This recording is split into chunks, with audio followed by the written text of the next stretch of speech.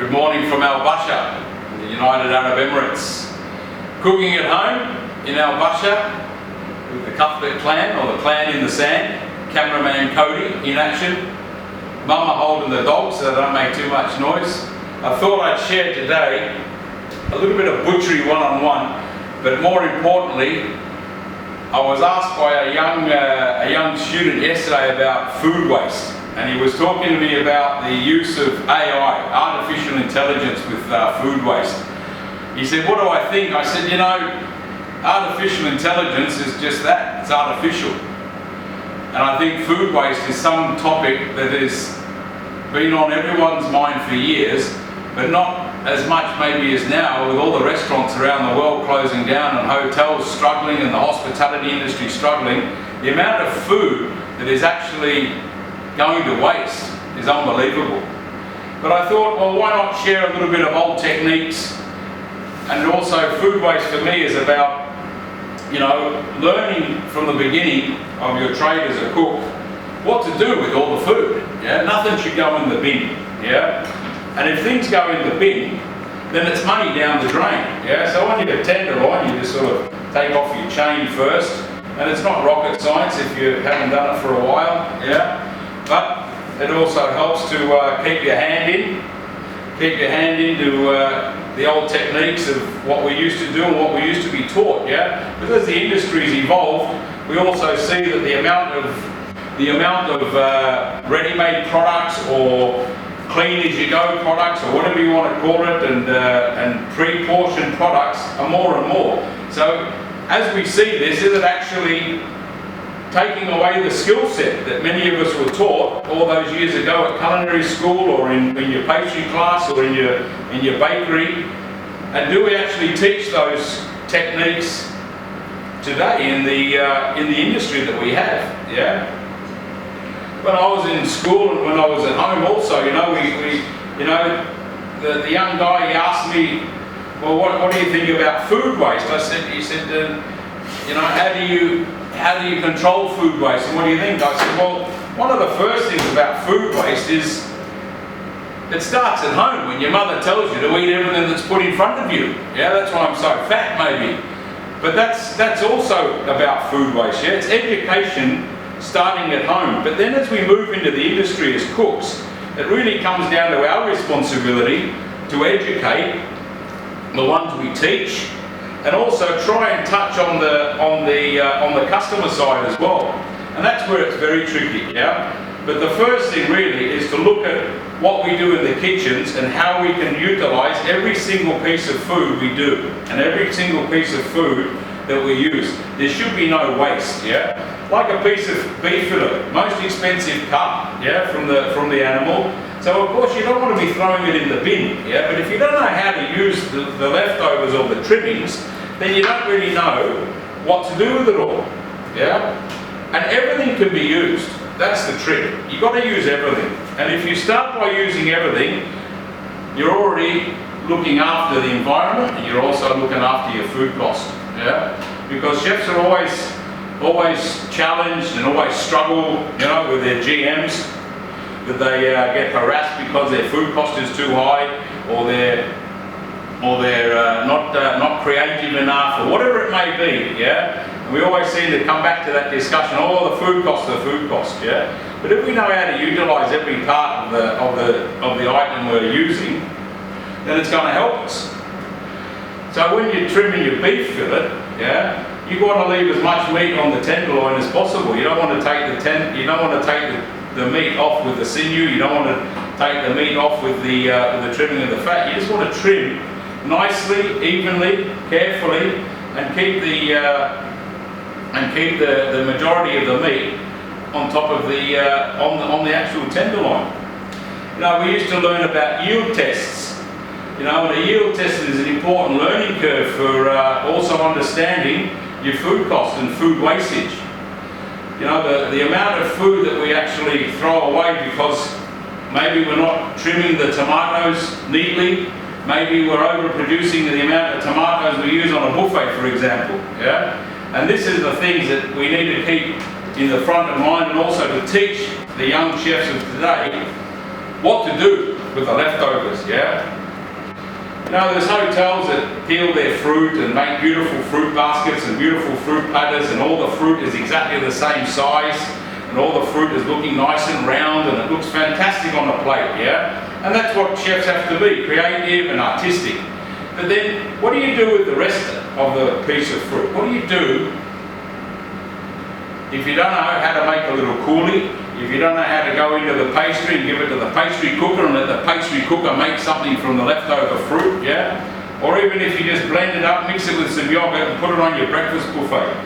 But if you're not teaching your people, and if you're not giving the amount of time to to educating the young people of that you've got in your kitchens, you're going to always struggle with your food waste. Now, we've all got composters now. We're looking at how we can help food banks. We also look at what we do with leftover food from buffets, yeah? You know, there's a lot of discussion at the moment around what's going to happen with buffets, yeah? Maybe buffets are going to become a thing of the past, yeah? So we're going to have to start to think about what we do to service our guests. But buffets at the moment have always been that notorious place where there is an element of food waste, yeah? But then what can you do with the leftovers? You know, make sure that you're following your good hygiene standards, you make sure you're following your food safety directives from your local government or from your internal policies as well, yeah? But sometimes we put good food in the rubbish bin. Now what can we do? What can we really do to stop and avoid that, yeah? And that's where you as chefs and we have to be creative, and we have to think about what we're going to put in the bin and what we're going to reuse, yeah? The easiest thing to control food waste on the buffet, don't cook as much. Don't do so much mise en place. If you know you've only got 50 people, don't produce for 100. If you know that your hotel's not so busy, you don't need 200 croissants, don't cook 200 croissants. Look, there's the tenderloin all trimmed up as we chatted. We have, I've just cleaned off the chain, yeah, here's the chain. I've cleaned off little bits of sinew and just a little bit of fat. I don't trim my beef fillets too much because I just don't want to waste anything. A little bit of fat's always yummy, yeah. So then we have the piece of tenderloin is all trimmed. The sinew's gone, the little bits of fat are gone, yeah. Now what do? Do we pick up 150 grams of this and dump it in the rubbish bin, or what else can we do with it, yeah? Many kitchens these days don't have stock pots. We don't have the old making the fond brune and the estouffade to make our demi-glace. We don't have that chance anymore to make stocks and sauces ourselves because we have it frozen in packets ready to go, which is fine, yeah. But this can use to fortify your own sauce, yeah. You brown this off with a little bit of traditional milk bar. You add in the estouffade, or you add in the stock that you buy frozen nowadays, which you still have to work on, yeah. And you can utilise this as a fortifier for your ready-made stock, yeah. So there's the beef fillet, ready to go. We've got the head still on, we've got a little bit of the tail, yeah. I think I'll make this into a little Wellington later on in the afternoon to have a little bit of dinner tonight. So if it's a beef Wellington, we're going to trim off the head, we're going to trim off the tail a little bit, so we want a bit of an even cooking. So there's a nice piece of tail meat, yeah. I'd like to take this off, the head. I want to take the head off, and I'm going to use that for little steaks, or I can make individual Wellingtons from that. I'm just going to trim down this little bit here, keep that on the side, and then I'm going to have my nice little piece of tenderloin that I'm going to wrap up with my duxelle and a little bit of crepe and a couple of other little bits and pieces and a nice puff pastry, and bake him off later tonight for dinner, yeah? But then, what do we do with this one?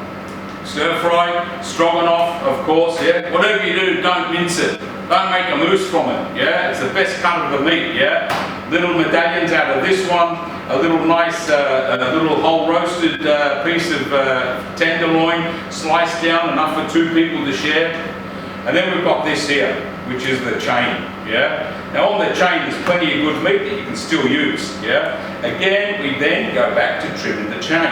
When I was an apprentice back in Melbourne in Australia, I was only allowed to trim the chain, yeah? So I would trim the chain as the chef that I was working with in the restaurant out in East Doncaster. He would cut off the chain, give it to me, and then I had to to get as much usable meat out of the chain as I could, yeah? And sometimes you can use your hands, because if you find the seams and if you find the way to get the meat off the chain, it just falls away.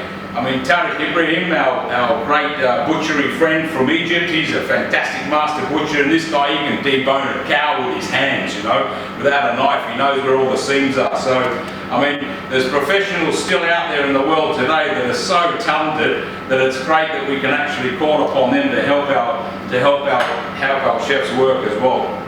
So I've taken as much usable meat off this piece of fat here. So that goes on in my little pile that I'm going to fortify my other one with.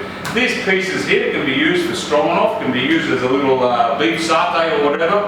I've got a little bit of extra fat there, and all this will go into the thing. I've got a little bit more meat here, so I'm going to trim that off, going to get the sinew out of that, and then I'm going to use that also into my satays, or into my little stroganoff that I can make out of that, and the rest goes into the making sauces.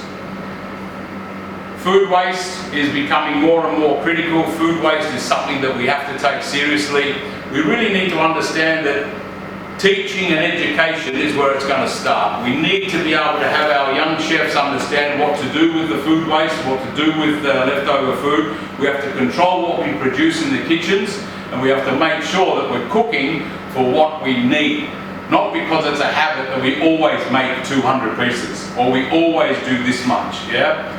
We have to change the way we think, we have to change the way we work to make sure that we are saving the food. There's plenty of food in the world to go around, and we see all the reports, but for some reason we still have this struggle with food waste, and there's been some reports coming out, especially during this terrible time around the world, of farmers ploughing fields back into their farms just without harvesting. We've got stockpiles of food that's, you know, not being able to be used. So what we need to do in our hotels or restaurants, even in our homes, is just keep an eye and just remember what we can do with every piece of food we buy. So that's my little talk for today, my little discussion about beef trimming, and a little bit about food waste. You know, it's all of our responsibility, and as cooks, it is our responsibility to teach the young and try to educate the customer as well. One easy thing is reduce the size of the plate on buffets.